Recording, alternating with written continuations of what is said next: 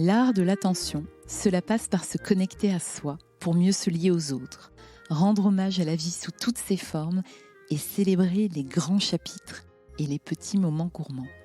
Notre invitée d'aujourd'hui, justement, est Perla Servan-Schreiber. Le présent, c'est ce qu'il y a de mieux à faire, nous confie-t-elle dans cette conversation. Perla est de ces personnes qui ont une présence lumineuse au monde. Non seulement elle réfléchit la lumière avec son style élégant, toujours vêtue de blanc, mais son sourire généreux offre cette lumière au monde.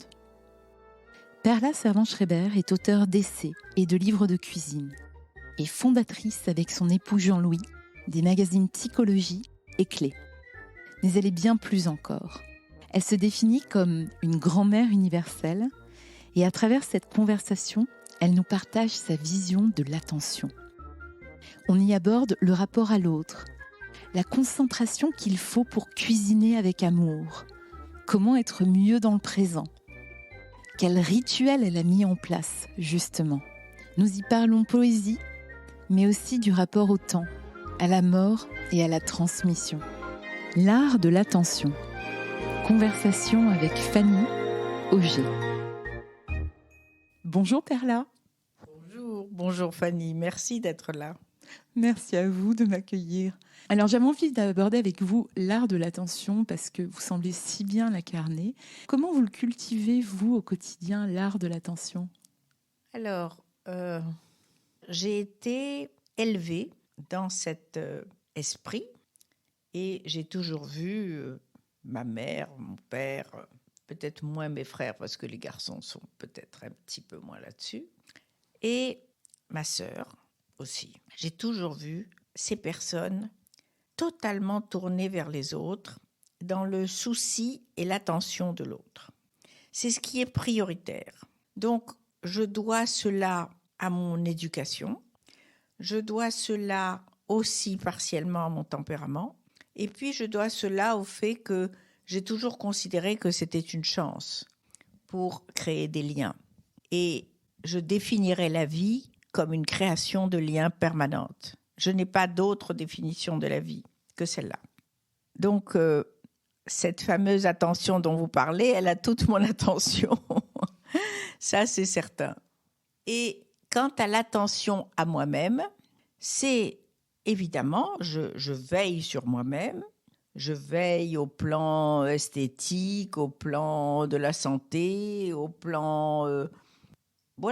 de tout ce qu'il faut faire pour que nous soyons et que je sois au mieux de moi-même, surtout quand on a 80 ans, ce qui est mon cas, et qu'il est encore plus indispensable que quand on est jeune de continuer à créer des liens, et que si on veut continuer à créer des liens, il faut être présentable, agréable et, si possible, intéressante. Mais d'abord, ces deux choses-là. Donc, ces attentions-là, c'est un investissement, quand bien même ce n'eût pas été comme pour moi une spontanéité, mais c'est un investissement qui est le plus rentable qui soit. Qui ne souhaite pas attirer l'attention de quelqu'un d'autre ? Que l'on soit jeune ou que l'on soit vieux, que l'on soit jeune, on peut vouloir attirer l'attention de quelqu'un, voilà, pour le séduire physiquement. Mais de toute façon, attirer l'attention, c'est toujours une démarche de séduction, à mon humble avis. Parce que qu'est-ce qu'on récolte de cette attention, si ce n'est en retour, selon ce que chacun peut donner et selon ce qui est son caractère. Mais on a toujours quelque chose à récolter, même si la personne ne le fait pas exprès du tout, pas du tout. Mais vous sentez et vous vous sentez réconforté. Donc il y a dans cette attention une vigilance, mais qui finit par ne plus devenir une vigilance, ça devient une nature, une vigilance de chaque instant. Ne serait-ce que pour connaître un peu mieux, ne serait-ce que pour ne pas faire de la peine, même si c'est une personne qu'après vous n'avez probablement pas envie de voir, mais il n'y a pas de raison au moment où elle est devant vous de ne pas prêter attention. D'ailleurs, ça n'est qu'en prêtant attention que vous saurez si vous avez envie de la voir ou pas. Donc, il y a là quelque chose de totalement évident, de totalement spontané. Mais alors, comment le cultiver ? Je ne saurais pas dire pour ma part si je le cultive, parce que c'est ma nature ou c'est devenu ma première nature. Je ne sais pas, je ne saurais pas le dire. Donc, cultiver cela ne peut venir effectivement que du fait de m'intéresser aux autres. Ça, oui, ça dépend de moi. De m'intéresser aux autres, de les prendre en compte, de découvrir, de rencontrer une nouvelle personne. Et si on est dans une démarche amoureuse, pourquoi pas ? Bien sûr. Alors là, c'est vraiment nécessaire de prendre attention, de faire attention, parce qu'il est important qu'on commence à évaluer à peu près cette personne, où elle va nous mener. Ce n'est pas un problème, mais ne serait-ce que pour la soirée. Donc, il y a dans cette attention à la fois quelque chose qui est spontané et parfois, peut-être, quelque chose qui est stratégique, surtout, encore une fois, au début d'une relation. Maintenant, à quoi me fait penser attention ? La première chose, comme je viens de vous le dire, c'est ce que je viens de vous définir. Mais immédiatement après, et je me suis demandé si j'allais les dire dans cet ordre ou pas, m'est venu le fait que toute mon enfance, mes parents, mes frères, tous me disaient « Attention, attention, le chien va te mordre. Attention, tu montes pas à vélo, tu vas tomber. » Donc, j'étais dans cette espèce de précaution pathologique de la part de ma mère ou de ma famille, voilà. Et ça a été la chose la plus horrible de ma vie. Moyennant quoi, je suis montée pour la première fois à vélo, j'avais 42 ans. Et j'étais très fière de pouvoir le faire assez facilement. C'était sur une route de campagne. Et j'ai conclu que ça ne me plaisait pas du tout. Mais en tout cas, je l'ai fait, je ne suis pas tombée, voilà. Donc, c'était comme conjurer quelque chose. Mais c'était tout pareil. J'avais peur des chiens et j'ai rencontré un homme qui ne peut pas vivre sans chien. Donc, ça a été vraiment un apprentissage. Il avait des petits chiens, donc déjà, c'est mieux que d'avoir des gros chiens, ça, c'est sûr. Mais il m'a fallu un apprentissage pour pouvoir communier avec cet homme comme je voulais le faire. Puis s'il y a des choses que j'arrivais pas à faire, ben c'est lui qui les faisait pas. Vous voyez, c'est par exemple skier. Lui, il adorait skier, il rêvait de skier avec moi. Je lui dis écoutez, ça, je suis désolée. Alors ça, skier, j'ai horreur de ça. Donc il s'en est remis et il s'est mis à skier avec ou ses enfants quand ils étaient là ou ses amis. Donc le attention, il est là aussi. Et je ne dis pas qu'il sait qu'il est complètement parti. Ça part pas, les trucs de l'enfance comme ça. Ça part pas. Et je suis devenue une inquiète pathologique à l'endroit des gens que j'aime. Je suis pas angoissée, je suis inquiète. C'est-à-dire, j'ai besoin de savoir si tout va bien, où ils sont. Enfin, voilà, j'ai besoin de ça. Et ça, c'est le attention qui s'est métamorphosé pour faire de moi une femme inquiète. J'aime beaucoup cette idée de l'attention qui peut aussi être lue de manière différente. Initialement, je voulais appeler mon podcast « Attention » et j'avais peur justement de la connotation négative. J'aime beaucoup que vous le souligniez parce que, au-delà de ça, vous avez parlé de la peur et comment apprivoiser cette peur, par exemple avec les chiens. Je crois que ça se fait dans ce que vous disiez avec de l'amour. Oui, et puis ça se fait avec le fait, pour la première fois, d'approcher un chien, qu'on vous explique comment il faut l'approcher en mettant votre main, voilà, il faut qu'il soit rassuré. Et puis les choses sont quand même d'une grande simplicité. Mais non seulement on m'a jamais expliqué, mais on m'a terrifiée. Donc, et puis c'était encore une fois comme ça pour des tas de choses. Donc je regrette énormément de ne pas pouvoir être quelqu'un de téméraire. Et même en cuisine, vous avez souligné que c'était un des domaines de ma vie et de mes, non seulement plaisirs, mais raisons de vivre. Même dans ce domaine, je suis incapable de goûter tout ce qui m'est présenté.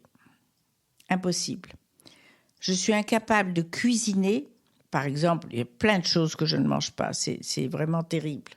Et je m'en veux et je le regrette. Pour moi, la nourriture, ça n'est que du plaisir et de l'amour. C'est rien d'autre. C'est vraiment qu'il y ait des recettes, bien sûr, qu'on les maîtrise. Voilà, quand on peut, tant mieux. Qu'on les transmette encore davantage, bien sûr. Mais la cuisine, c'est d'abord ça pour moi. Alors, vous voulez nous parler de cuisine. Je crois que pour vous, la cuisine, c'est une manifestation de l'amour qui permet de nous relier, qui permet de l'offrir. Ah oui, c'est une manifestation de ça, bien sûr. C'est une manifestation de l'amour. Et je ne sais faire la cuisine.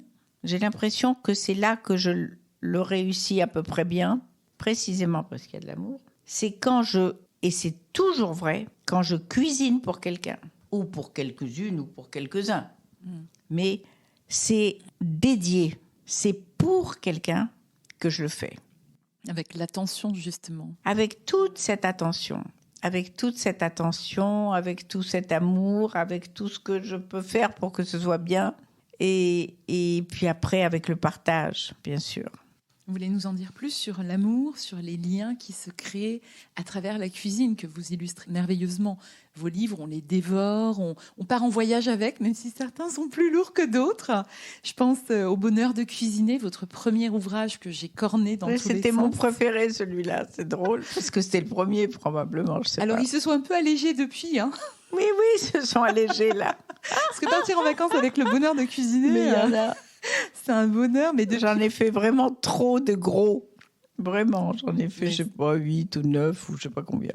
Mais qu'est-ce qui est important pour vous, finalement? C'est la gourmandise, c'est l'importance des gens à table? Est-ce que c'est dresser la table, la beauté de la table? Je peux pas dire où. C'est l'ensemble de ça, mais c'est aussi, et bien sûr, et d'abord, le fait de faire la cuisine.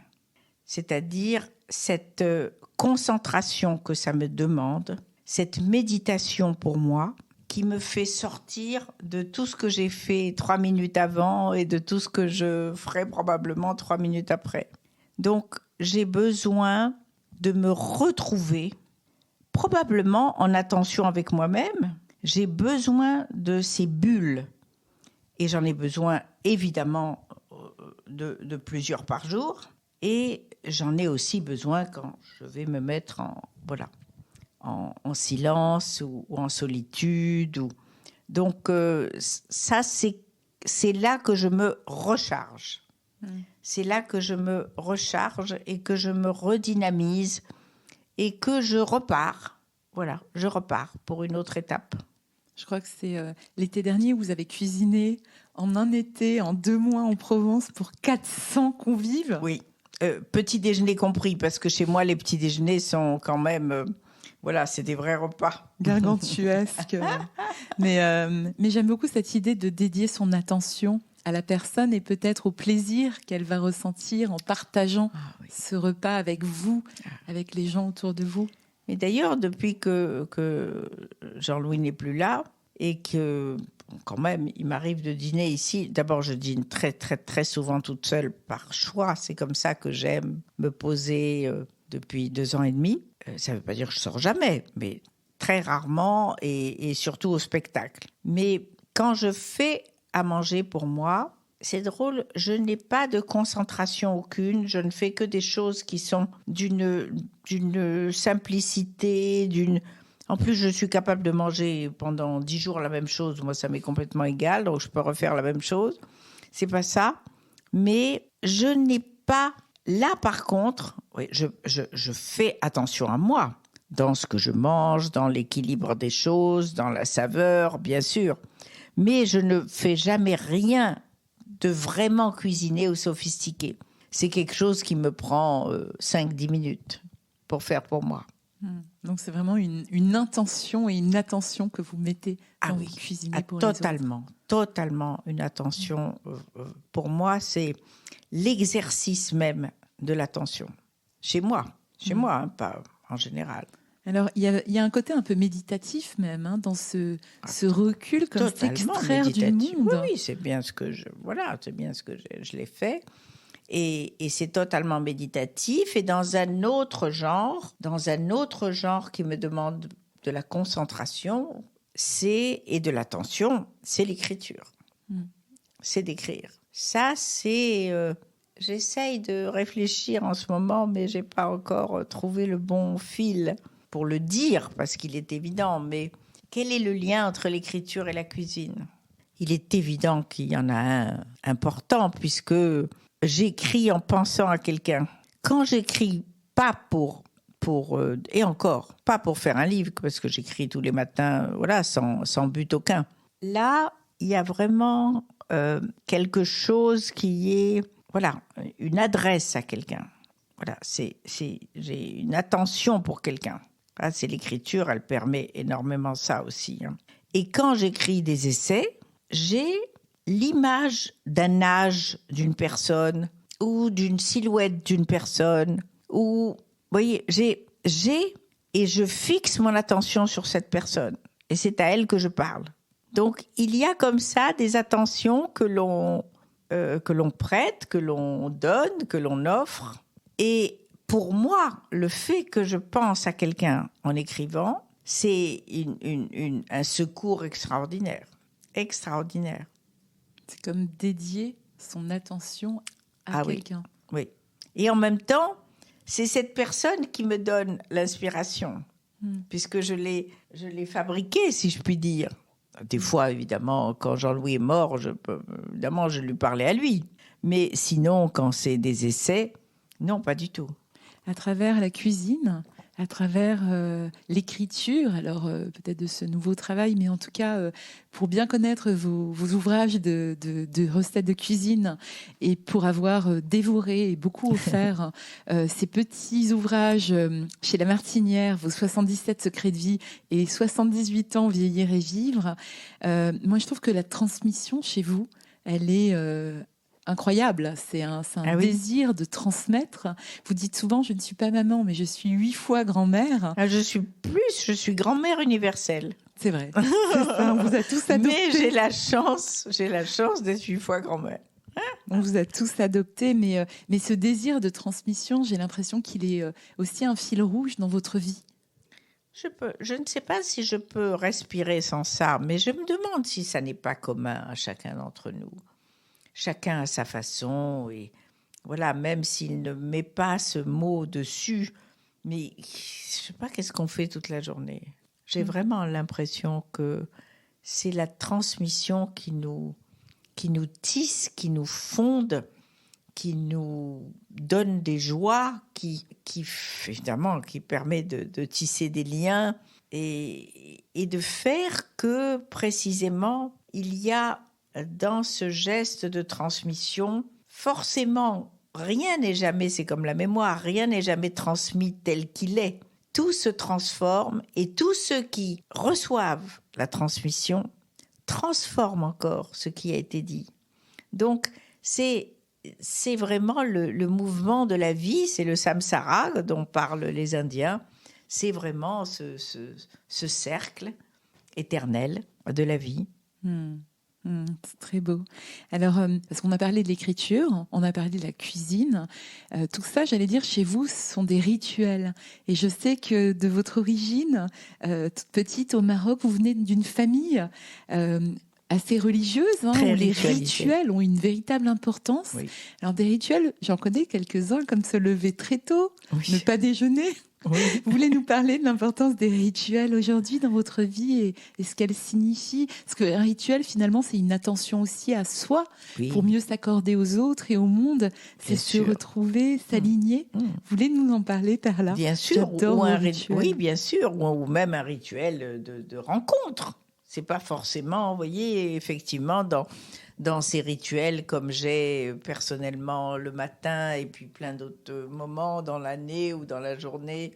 Voilà, j'ai des rituels à la journée, j'ai des rituels au mois, j'ai des rituels à l'année. Donc, j'ai vraiment le sentiment... Moi, je n'ai aucun sens de l'avenir. Aucun. L'avenir ne m'intéresse pas. Et j'ai eu la chance de vivre avec un homme qui était dans la projection permanente Et ce qui fait que tout ce qu'il faut prévoir quand même, vous voyez, il était là pour le faire. Et je lui en étais infiniment reconnaissante. Je ne peux pas, je ne sais pas ce que c'est prévoir. Le passé, j'ai peu de mémoire maintenant, donc je peux dire que j'ai de moins en moins de passé. Mais je ne veux pas dire que le passé ne compte pas, mais déjà il faut s'en souvenir et puis on le transforme, donc de toute façon, avec la mémoire. Mais je n'ai pas non plus ni le goût ni le sens de la projection et de l'avenir. Mais on peut parler de votre rapport au temps aussi, parce que vous exprimez beaucoup.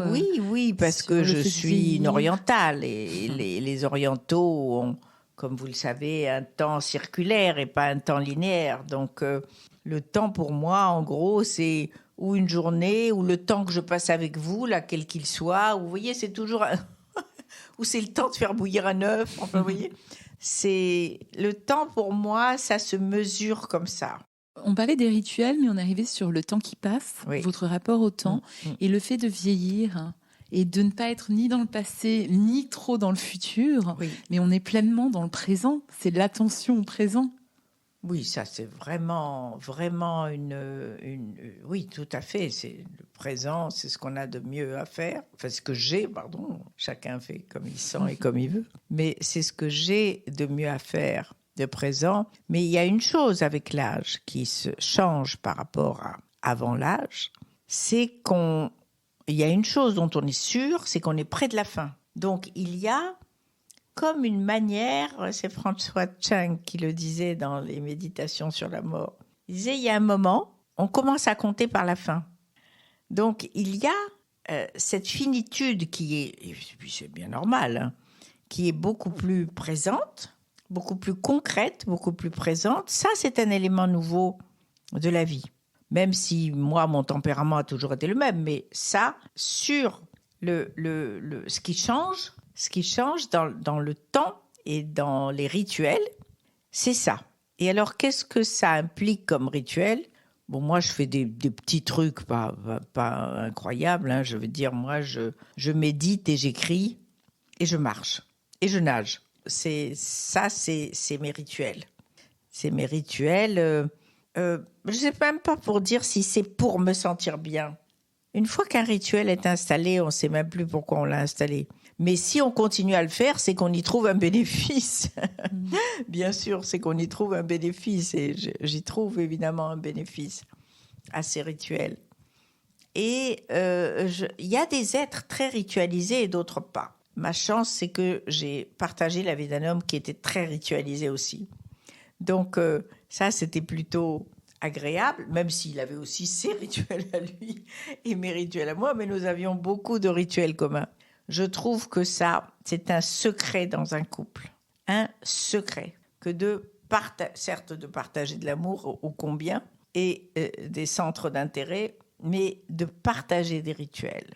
C'est quelque chose qui vous rapproche instantanément et qui vous rappelle que vous êtes ensemble. Vous voyez, je dirais ça comme ça. On peut le dire peut-être plus joliment, mais je dirais que c'est comme ça. Parce qu'on a aussi l'impression qu'on vit dans le même temps. Et ça, c'est bien parce que souvent dans des couples, on perçoit beaucoup les décalages. Et bien sûr, il est normal à ce moment-là que ça pèse si on les ressent de manière plus forte. Personnellement, je n'ai pas ressenti ça. Et les rituels, il me semble qu'ils ont aidé. Oui, je peux affirmer maintenant qu'ils ont aidé, ces rituels-là. Et puis, avec l'âge, l'expérience, j'ai découvert d'autres rituels. J'ai découvert, par exemple, ça fait déjà 35 ans, qu'un massage une fois par semaine, c'était formidable. Au début, c'était une fois par mois. Maintenant, peut-être avec l'âge, ça fait déjà un moment, je me fais masser une fois par semaine. Ça, c'est un rituel aussi. Je sais que le soir où je me fais masser, je n'aime pas sortir après, si toutefois j'ai un spectacle. Donc, je fais attention. J'ai besoin que le temps s'écoule comme ça, de manière très calme. Donc ça, c'est un rituel. Le rituel annuel, c'est soit le jeûne, soit le silence dans une communauté. Ça, c'est mes deux rituels. Non, je ne les cumule pas. C'est ou bien je fais l'un ou bien je fais l'autre. L'importance de faire un pas de côté, Oui. se retirer volontairement du monde. Pour enfin écouter, apporter une vraie attention à moi et surtout à ce qui m'entoure. Voilà, où je marche, comment je marche, à quelle allure je marche, qu'est-ce qu'il y a comme fleurs que je croise, quelle est l'herbe que je croise. Donc, tout ça est très important pour moi. D'ailleurs, c'est un de vos secrets de vie, le 58, qui dit encore un bénéfice de l'âge, être plus perméable à la beauté du monde et aux sensations. Ah oui, c'est vraiment... Et ça, c'est l'attention dont vous parlez. Il y a un autre rituel, je crois, que vous avez adopté ou redécouvert il y a quelques années, c'est la poésie. On parle souvent ensemble de Bobin. Oui. On aime beaucoup. Et votre tout premier secret de vie, d'ailleurs, dans le premier ouvrage, mes 77 secrets de vie, le petit ouvrage rouge, le tout premier, c'est « Lis un poème par jour, tu seras plus humain ». C'est vraiment la chose qui m'est venue en priorité, tant ça m'a réellement, non pas changé, mais amélioré la vie de façon absolument magique. Et comme vous le savez, Bobin n'est pas quelqu'un qui écrit en alexandrin, mais il a sa poésie à lui par la musique des mots. Et c'est cette poésie-là qui m'a énormément touchée, vraiment. Et depuis, j'ai probablement pas lu tous ses livres, mais presque, parce qu'il en a vraiment beaucoup écrit. Et d'ailleurs, j'en découvre encore. J'ignorais qu'il avait écrit ça. Et ça, c'est comme quand on fait une rencontre amoureuse. Voilà, ces textes, sa plume, sa musique m'a touchée. Et c'est fini, ça part plus jamais, quoi. Je veux dire, je n'ai qu'une envie, c'est relire et relire et relire et relire Bobin. Alors, j'ai fait ça pendant plusieurs temps. Et puis, j'ai quand même été jusqu'à découvrir quand même d'autres poètes. Et il y a un nombre de poètes aujourd'hui jeunes. On imagine toujours un poète comme Victor Hugo. Oui. Maudit, comme Baudelaire. Enfin, Victor Hugo, c'est merveilleux, c'est pas le problème, mais voilà. Et il y a aujourd'hui énormément de jeunes femmes et de jeunes hommes qui écrivent des choses absolument magnifiques. Vous voulez en citer quelques-uns que je mettrai dans les notes? Oui, Cécile Coulon, que j'aime beaucoup aussi. Formidable. Je crois que votre prescription, en tout cas ce qui fonctionne, c'est de lire un poème le soir en se couchant et le matin. Ah oui, je suis... Voilà, j'ai ce réflexe de mettre la nuit entre parenthèses et que les parenthèses soient des poésies.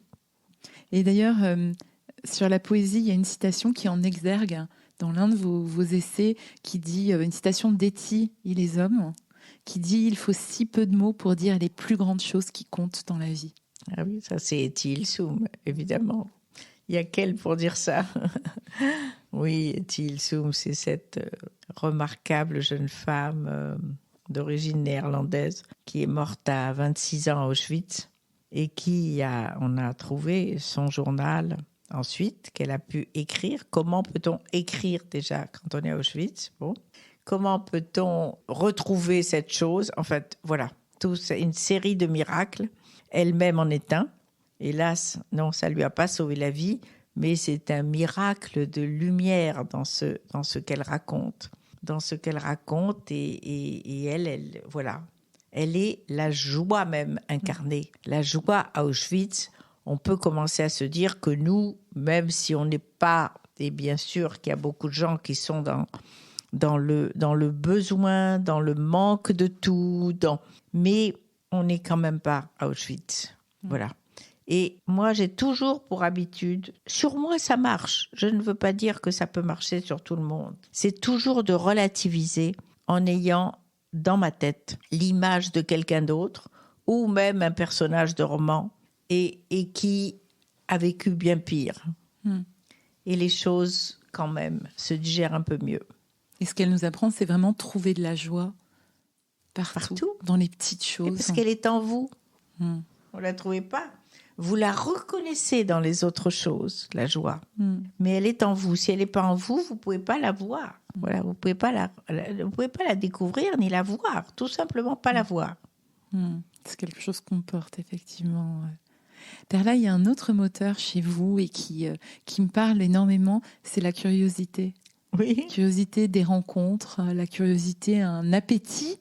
C'est peut-être un appétit pour la vie, justement, qui est un véritable moteur, je crois, chez vous. Oui.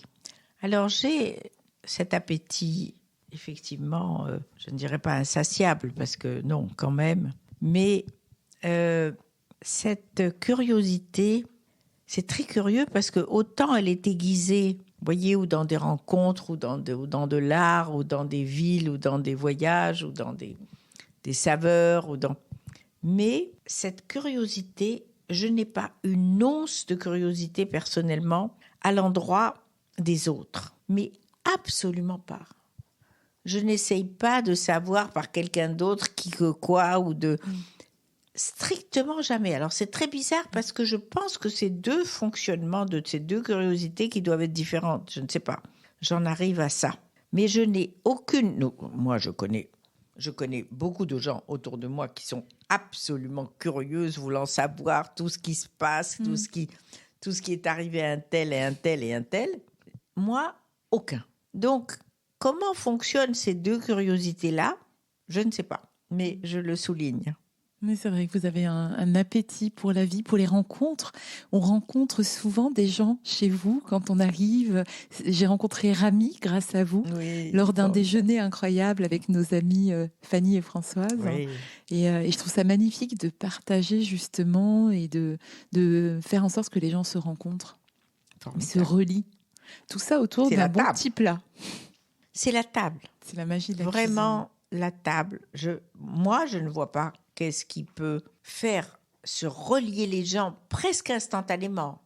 On peut avoir de l'antipathie pour quelqu'un ou ne pas avoir de l'intérêt, ça, c'est évidemment. Mais immédiatement, l'occasion vous est donnée de nouer des liens, tout de suite, à table. Cet amour de la cuisine, vous l'avez toujours eu, Perla, toute petite déjà au Maroc? Non, vous regardiez je ne l'ai pas cuisiner. eu, mais ma mère l'avait.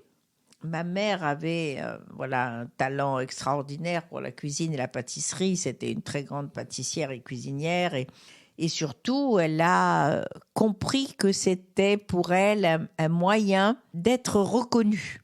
Puisque ma mère s'est mariée à 14 ans, elle a eu un enfant à 15 ans. Et évidemment, la reconnaissance, et ça, c'est plus compliqué. Donc, elle a observé qu'en faisant ce qu'elle aimait faire, voilà. Après, elle s'est investie là-dedans. Mais en faisant ce qu'elle aimait faire, les gens l'entouraient, les gens lui faisaient des compliments, voilà. On ne se rend pas compte ce que c'est qu'une vie sans autonomie, sans travail, sans liberté. Moi, je l'ai vu sous mes yeux, mais sans liberté, sans rien, mais rien de tout ça. Donc, elle a trouvé son petit nid de reconnaissance. Tout le monde disait, mais elle fait une cuisine extraordinaire. Simi fait une pâtisserie merveilleuse. C'est la plus grande pâtissière qu'on connaisse. Alors, est-ce que j'ai tenté de reproduire ça? Je ne sais pas. Sincèrement, je n'ai jamais eu comme perspective d'être une grande cuisinière, d'ailleurs que je ne suis pas. Mais voilà, jamais. Je n'ai jamais eu de perspective. Je me suis mise à faire ce qu'il y avait à faire. Et puis voilà, et puis j'ai un peu amélioré. J'ai eu la chance de rencontrer beaucoup de gens merveilleux. Et voilà. Et à partir de quand ça vous est venu de faire à manger pour des grandes tablées? Quand je me suis retrouvée seule même pas seule, mon frère a eu la gentillesse de m'héberger quand j'ai fait mes 3 années de droit au Maroc, enfin à Casablanca, parce que moi je vivais à Fès. Il fallait venir à Casablanca pour faire du droit. Donc, il a eu la gentillesse de m'héberger. Je me suis retrouvée dans son petit appartement, voilà, où il y avait 2 poêles, une casserole, voilà. Et puis, je me demande même pas, ça devait pas être très brillant au début. Hein. Mais enfin bon, en tout cas, j'ai eu spontanément envie de le faire et de me saisir de cette poêle et de cette casserole. Et ensuite, en arrivant en France, en rencontrant les gens, les faisant Alors se après, rencontrer. en arrivant en France, parce que j'ai été loger dans des petits foyers de jeunes filles, dans des choses comme ça, parce que je manquais de moyens. Donc, faire à manger, c'était compliqué. Rue Bonaparte, je crois. Hein? Rue Oui, Bonaparte, avec le mai 68 qui grondait autour. C'était extraordinaire, époque... ce mai 68. Et donc, on faisait ça. Alors, on faisait plus des salades qu'autre chose. Et on se débrouillait, quand même. Mais c'est une manière d'aimer aussi, de rassembler. Oui, bien sûr. Sur l'art d'être ensemble. Évidemment, quand je vois dans quel état de luxe je suis aujourd'hui pour faire la cuisine, la quantité de casseroles, de poêles en tout genre, de tout, de faitout, de tout. Et marqué, c'est normal, hein, ça fait quand même maintenant, je ne sais pas combien de temps que je fais la cuisine. Eh bien, ça fait 60 ans. Perla, moi, ce qui me touche aussi, c'est que là, on parle de grandes tablées, on parle des 400 couverts que vous avez servis l'été dernier en Provence. Moi, ce qui me touche aussi chez vous, c'est ce grand art des petites attentions, cette miche de pain au curcuma cuite dans votre four de bon matin que vous apportez à un déjeuner. C'est les plus beaux cadeaux, souvent, c'est ceux qu'on fait avec le cœur. Vous voulez nous parler un peu de ce grand art, vraiment, des toutes petites attentions, mais qui touchent? On le fait avec le cœur, mais on le fait avec les mains. Donc, ça, c'est important aussi. Parce que j'aurais pu acheter en boulangerie, et il y en a sûrement de formidables, vous voyez. Mais c'est l'idée de s'être réveillé avec l'idée qu'on va faire quelque chose pour quelqu'un qui a la gentillesse de nous accueillir et puis qu'on va le lui apporter. Donc, c'est vraiment un présent au sens littéral du terme. C'est plus qu'un cadeau. Je ne dirais pas que c'est un cadeau, ça. C'est un partage et un présent. Voilà comment j'appellerais ce genre de geste.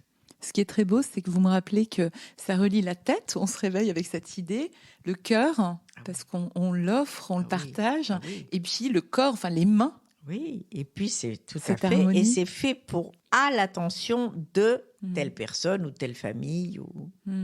Oui, c'est vraiment une pensée qui est travaillée, pétrite, qui est inspirée, qui va être partagée après. Il y a des choses comme ça qui vous touchent dans les petites attentions, des présents qu'on vous ait fait dans le passé qui vous touchent tout particulièrement? C'est ce qui me touche le plus, c'est soit du temps partagé, ça c'est ce qui me touche le plus, ou je sais que j'ai une amie, Fanny, qui, avec Amandine, quand Jean-Louis est mort, elles sont venues me voir dès que je suis rentrée ici, et elles ont fait un petit album avec plein de photos de Jean-Louis et moi. Donc ça, c'était... c'est le truc qui me vient là maintenant. Il y en a évidemment certainement beaucoup d'autres. Mais ça, c'est vraiment ce qui me vient. Ou quand un ami m'offre un livre de sa bibliothèque qui est vraiment une vraie grande bibliothèque, et où les livres sont reliés, etc. Et quand il prend un livre de sa bibliothèque relié, c'est vraiment un cadeau formidable. Donc le temps et l'attention, finalement. Oui, c'est un morceau de soi. Je trouve que c'est comme si, on avait... d'abord, on y a pensé. C'est une pensée. Ensuite, on l'a fait. Ensuite, on a été récolter je ne sais même pas comment elles ont trouvé autant de photos, vous voyez, chez elles. Ou je ne sais pas, elles ont peut-être demandé à des... Enfin, peu importe. Et c'était incroyable. Incroyable. Ça, c'est quand même les choses qui me... il y en a sûrement d'autres, mais qui me touchent vraiment beaucoup. Voyager aussi, ça, c'est... quand ça arrive comme ça, avec mes 2-3 amis... Et ça, c'est quand même aussi formidable. C'est-à-dire partager des moments, de l'attention, tout ça. La nourriture, oui, mais c'est un prétexte. Le temps, l'attention, la gourmandise aussi, c'est exactement ce qu'on vient de partager pendant cette heure passée ensemble. Oui. Je vous remercie infiniment, Perla.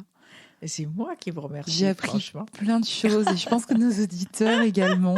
Ça m'inspire énormément pour cultiver à mon tour cet art de l'attention. Donc, je vous adresse un énorme merci. Il y a plein de fois où j'y arrive pas, mais c'est comme ça. On n'est pas parfait, mais on y travaille en tout cas. Bon, merci en beaucoup. tout cas. J'espère que cette conversation vous a touché. Il est toujours difficile d'éditer et d'encapsuler en un temps raisonnable une conversation qui aurait pu durer des heures. Toutes les notes et les ressources bibliographiques sont disponibles sur mon site internet. Si vous voulez découvrir les prochains épisodes ou poursuivre la conversation, m'écrire, je réponds toujours, n'hésitez pas à vous abonner au podcast qui est disponible sur toutes les plateformes ou à ma newsletter mensuelle. Merci pour votre présence et au plaisir de nos prochaines conversations.